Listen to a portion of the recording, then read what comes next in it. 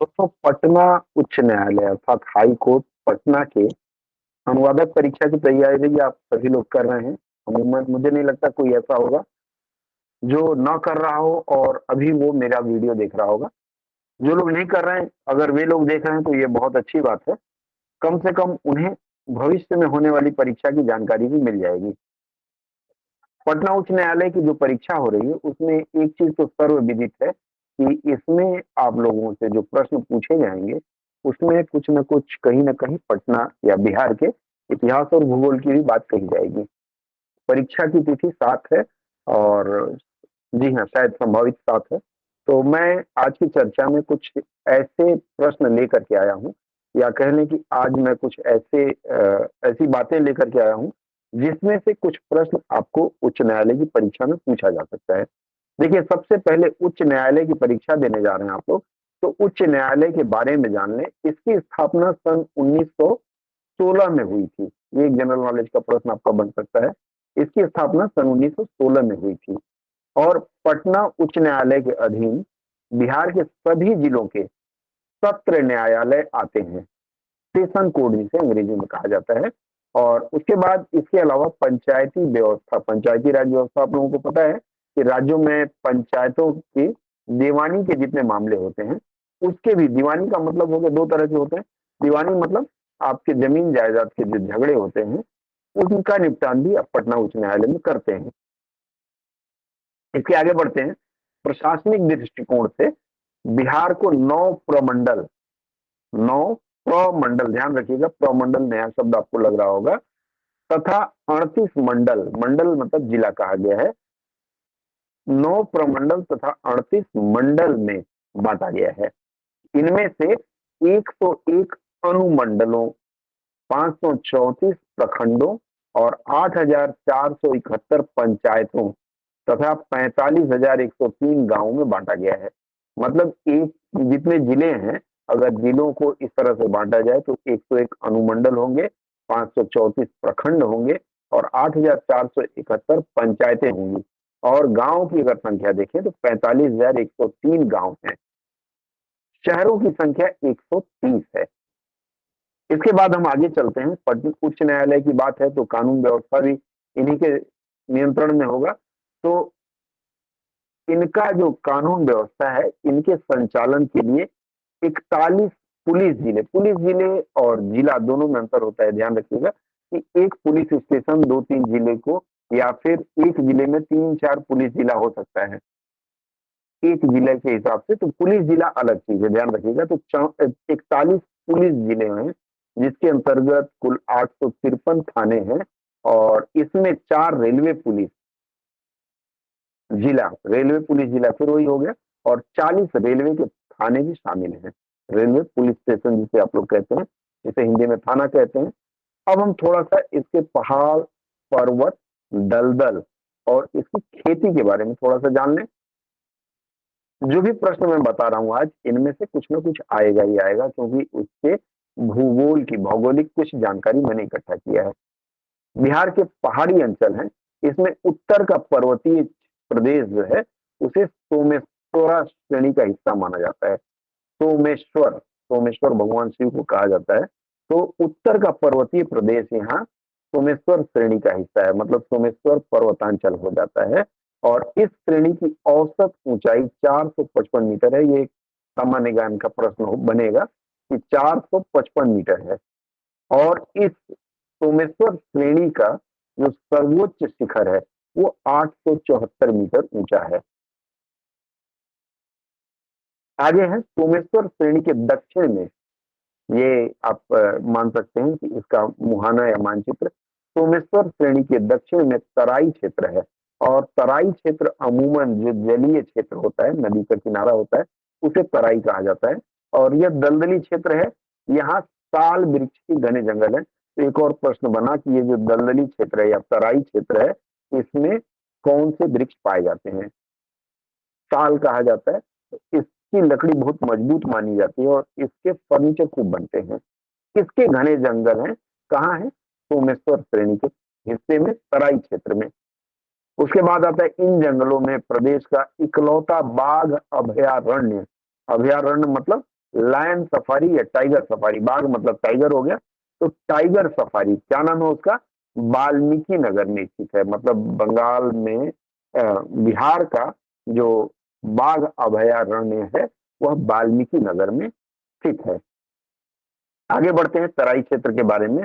तराई क्षेत्र को हम थोड़ा सा और जाने तो यह सोमेश्वर श्रेणी के तराई में लगभग 10 किलोमीटर चौड़ा कंकड़ बालू का निक्षेप है। मतलब ये जो तराई क्षेत्र है यहाँ ज्यादातर कंकड़ पत्थर होते हैं ना, तो कंकड़ को कंकड़ लिखा गया, कंकड़ और बालू का क्षेत्र है।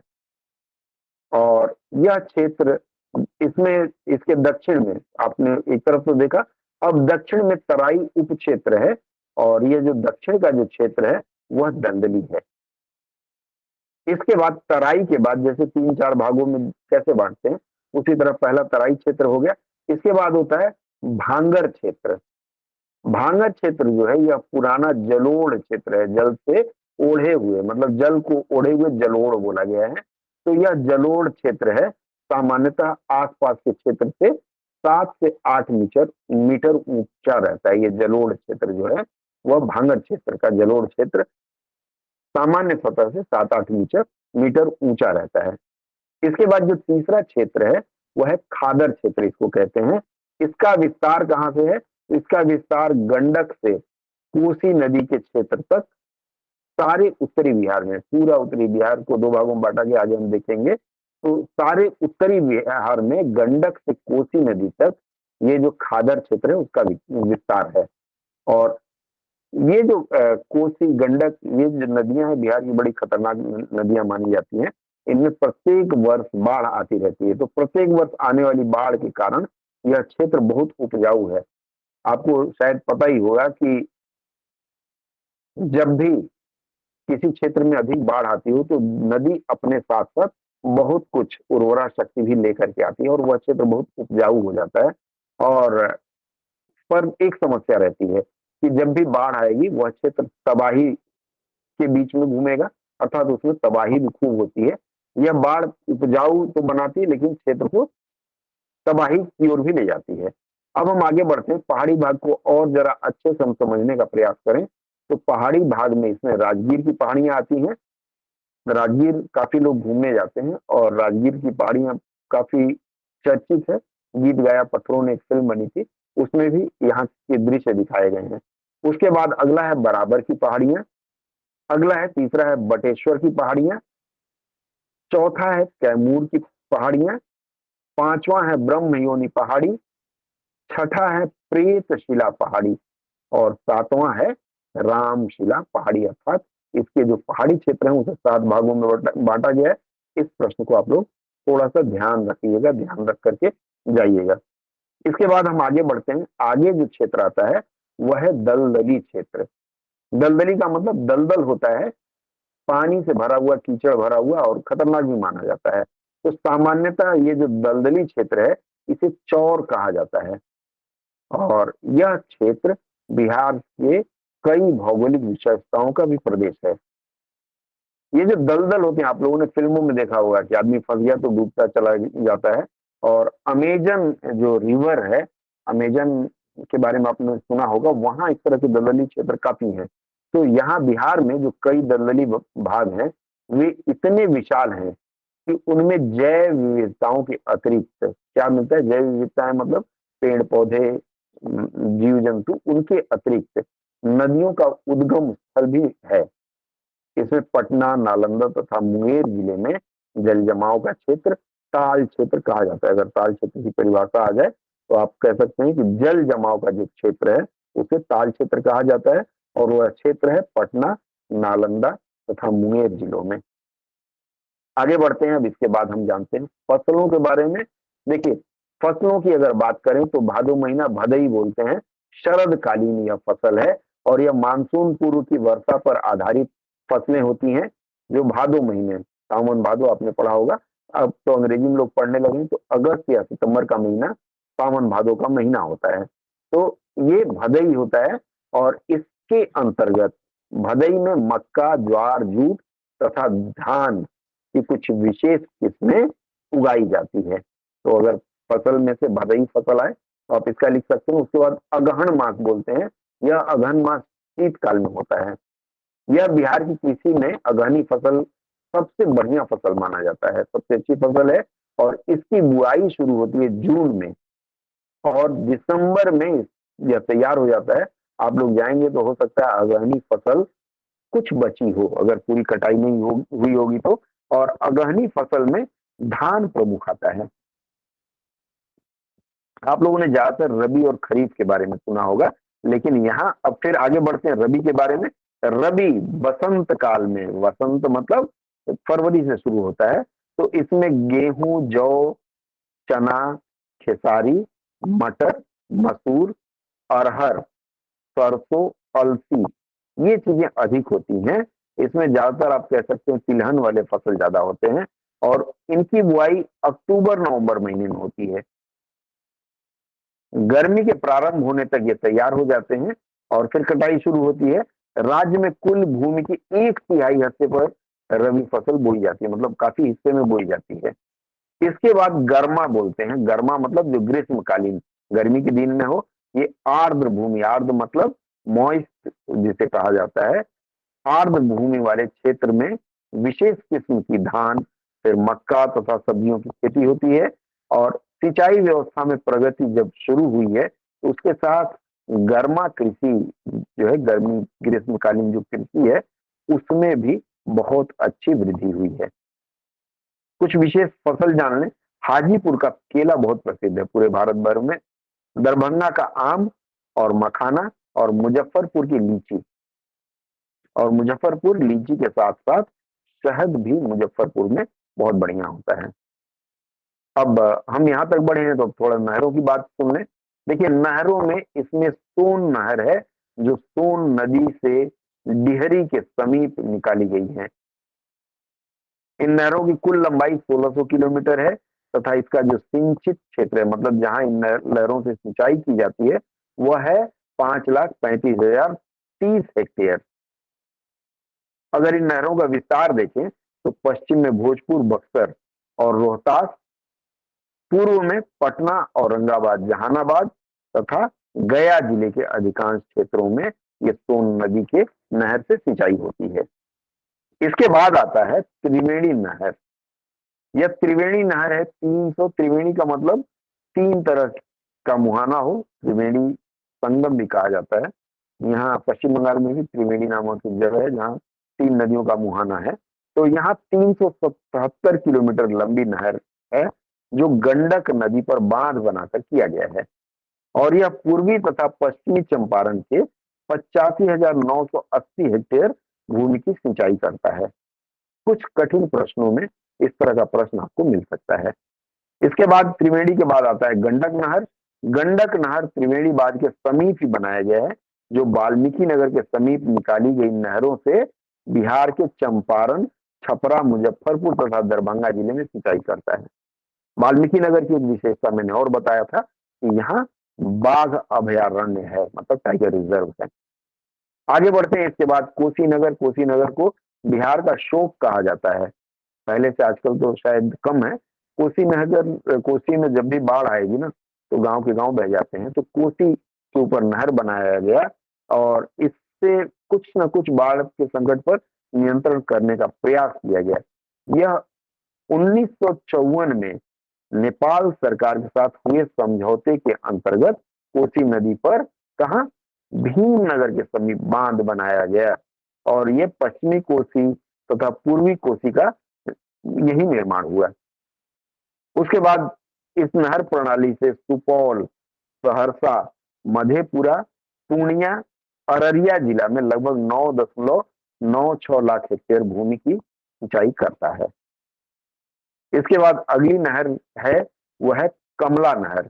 ये जो कमला नहर है, यह दरभंगा जिले के उत्तरी भाग से प्रवाहित होती है। कमला नदी उससे निकली है और यह विशेष करके मधुबनी जिला, मधुबनी जो जिला है वह नेपाल का सीमावर्ती क्षेत्र है, नेपाल बॉर्डर आप कह सकते हैं।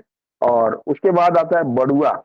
बड़ुआ जलाशय, इससे जो नहर निकली है वो भागलपुर तथा मुंगेर के 37,532 हेक्टेयर भूमि की सिंचाई करती है। अब थोड़ी खनिज की बात कर लें।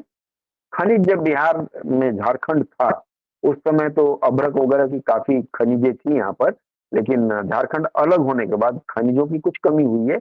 लेकिन फिर भी यहाँ शोरा, रेह और चिकनी मिट्टी काफी पाई जाती है, इसका काफी सदुपयोग होता है। और फिलहाल बिहार राज्य में स्टेटाइट 945 टन, उसके बाद पायराइट है 9,539 टन, क्वार्डजाइट, क्वार्ड जिसे कहते हैं, 14,865 टन, अभ्रक 53 टन और चूना पत्थर 4,78,000 टन उत्पादन यहाँ होता है, या फिर ये खनिज निकाला गया, पिछले वर्ष की बात है। तो आप अगर ये मात्रा नहीं याद रखें तो कम से कम जो खनिज है यहाँ के उन्हें याद रखें। अब थोड़ा हम नदियों की ओर चलते हैं, और नदियों का नाम हमने क्योंकि अंग्रेजी संस्करण से लिया है, इसलिए नदियों के बारे में थोड़ा सा अंग्रेजी में पढ़ें। देखिए यहाँ जो नदियां हैं उन्हें रिवर्स ऑफ नॉर्थ बिहार, उत्तरी बिहार और साउथ बिहार अर्थात दक्षिणी बिहार, इन दो भागों में बांटा गया है। अब जो नॉर्थ बिहार है इसमें ज्यादातर जो नदियां निकली हैं वे समस्त नदियां हिमालय से, अर्थात वो जो नॉर्थ बिहार ऊपर का हिस्सा है ना, हिमालय का क्षेत्र पड़ जाता है, हिमालय से आती हैं और वह साउथ या साउथ ईस्ट डायरेक्शन में प्रवाहित होती हुई, साउथ ईस्ट दिशा से प्रवाहित हुई होती हुई अंततः गंगा नदी में मिल जाती है। इसके बाद अगर नॉर्थ बिहार के हम नदियों की बात करें तो ये पेरिनियल, पेरिनियल का मतलब होता है कि हर साल इसमें पानी रहता है, जबकि साउथ बिहार वाले नॉन पेरिनियल हैं, मतलब सिर्फ बारिश के सीजन में। हिमालय पहाड़ है तो पहाड़ से आने वाली ज्यादातर नदियां बरसाती नदी होती हैं, लेकिन होती खतरनाक है। चलिए थोड़े से इनका नाम भी देख लेते हैं। गंगा यहाँ सरयू नदी से आती है, वो उत्तर प्रदेश से होती हुई आती है। उसके बाद गंडक है, गंडक के बाद बूढ़ी गंडक है, फिर बागमती है, फिर कमला है, कोसी है, महानंदा है। ये हो गए नॉर्थ बिहार के। अब साउथ बिहार की अगर हम देखें तो साउथ बिहार के जो भी नदियां हैं वे कहा, झारखंड के पठार से निकल के आती हैं। कौन कौन से पठार हैं? छोटा नागपुर और राजमहल हिल्स, ये दो पठार कहे जाते हैं, वहां से ये साउथ बिहार की नदियां आती हैं और ये आगे चली जाती है। मध्य प्रदेश से भी इनमें कुछ नदियां आती हैं, ये नदियां भी गंगा नदी में मिल जाती हैं। नॉर्थ और नॉर्थ ईस्ट, नॉर्थ मतलब उत्तर और नॉर्थ ईस्ट मतलब उत्तर पूर्व दिशा से होती हुई इसमें मिल जाती हैं। कुछ नदियों के नाम सोन, पुनपुन, फाल्गु, कर्मनासा। कर्मनासा नदी के बारे में कहा जाता है कि नारद मुनि के श्राप से यह नदी बनी है, और उसमें कहा जाता है, पौराणिक कथा है कि अगर आप कर्मनासा नदी में एक बार नहा लेते हैं तो आपके जितने भी अर्जित पुण्य हैं समस्त पुण्य नष्ट हो जाते हैं। तो जो धार्मिक स्वभाव के लोग हैं उन्हें इस नदी का नाम बिल्कुल याद है, ये बक्सर के पास पड़ता है, बक्सर और डुमरांव के बीच में कहीं। उसके बाद है क्यूल नदी, क्यूल पर पुल भी बना हुआ है। उसके बाद नॉर्थ क्यूल मतलब उत्तरी क्यूल, उसके बाद पंचाने है और अंतिम है अजय। अब इन नदियों का उद्गम स्थल जल्दी जल्दी बता देते हैं और इसके बाद आज की चर्चा समाप्ति की ओर बढ़ेगी। गंगा नदी मैंने बताया ये बक्सर, चौसा कहते हैं, बिहार का चौसा, ये बक्सर जिले में है। वहां से 445 किलोमीटर की दूरी तय करते हुए आती है और 90% बिहार के नदियों का पानी बे ऑफ बंगाल मतलब गंगा नदी से होते हुए बंगाल की खाड़ी में जाती हैं। उसके बाद घाघरा नदी है, घाघरा आती है नामपा, नामपा मतलब नेपाल से, नाम से ही स्पष्ट होता है, और ये उत्तर प्रदेश से होते हुए बिहार में आती है। कहां से? सिवान से, चूंकि आप उत्तर प्रदेश में सिवान और गोरखपुर सिवान, गोरखपुर और छपरा, ये तीनों जिले मिले हुए हैं। छपरा और सिवान बिहार के हैं और उत्तर प्रदेश का गोरखपुर है, तो उसी रास्ते से आती है और ये सारण से होते हुए गंगा में मिलती है। कहा? छपरा में। इस नदी को अयोध्या नदी भी कहा जाता है। कहाँ कहा जाता है? जब यह नदी उत्तर प्रदेश में होती है। इस नदी में, उत्तर प्रदेश में, आप लोगों ने घाघरा हर बार सुना होगा अखबार में। उत्तर प्रदेश में जब भी बारिश होगी तो घाघरा नदी में पानी बढ़ जाता है, काफी दिक्कतें आती हैं, लेकिन बिहार में आते आते यह नदी शांत हो जाती है। इसके बाद आता है गंडक का नाम। गंडक भी बिहार की महत्वपूर्ण नदियों से है और यह केंद्रीय हिमालय क्षेत्र, कहा, नेपाल के सेंट्रल हिमालय मतलब केंद्रीय हिमालय क्षेत्र से निकलती है, जहां इसे नारायणी के नाम से भी जाना जाता है। ध्यान रखिएगा, नारायणी पूछा जाए तो भ्रम में न पड़े। और ये आती है वाल्मीकि नगर होते हुए बिहार में आती है, और पश्चिम और पूर्व चंपारण, गोपालगंज, मुजफ्फरपुर, सारण, वैशाली से होते हुए अंततः गंगा में आती है। और कहाँ आती है? गंगा में जो मिलती है उस स्थान का नाम है पहलेजा घाट। पहलेजा घाट कहाँ पर है? पटना में है। पहले बिहार में बाढ़ की कारक यह नदी होती थी, पर बाद में इसके लिए भैंसा लोटन प्रोजेक्ट बना। भैंसा लोटन, देखिए बड़े अजीब अजीब से नाम है। भैंसा लोटन मतलब आप देखेंगे भैंसा जो होता है वह अक्सर नदियों में या तालाब में जाके नहाता है। भैंस या भैंसा जब पानी में उतर जाए ना तो अपनी मर्जी से निकलता है, कुछ भी कर लीजिए, तो इसलिए इसका नाम दिया है भैंसा लोटन। इसे त्रिवेणी कैनाल पर कंस्ट्रक्ट किया गया, मतलब बनाया गया है। भैंसा लोटन परियोजना का नाम दिया गया है। कहाँ? वाल्मीकि नगर। वाल्मीकि नगर खूब आता है, तो आप इसको पढ़ लीजिएगा। ये जो नदी है ये यहाँ आके मुड़ती है और फिर इससे बिहार में बाढ़ नहीं आती है, भैंसा लोटन परियोजना के बाद से। उसके बाद कोसी है। कोसी जो नदी है, कोसी नदी आपकी आती है कहां से? तिब्बत क्षेत्र से आती है और कई जगहों से होते हुए आती है।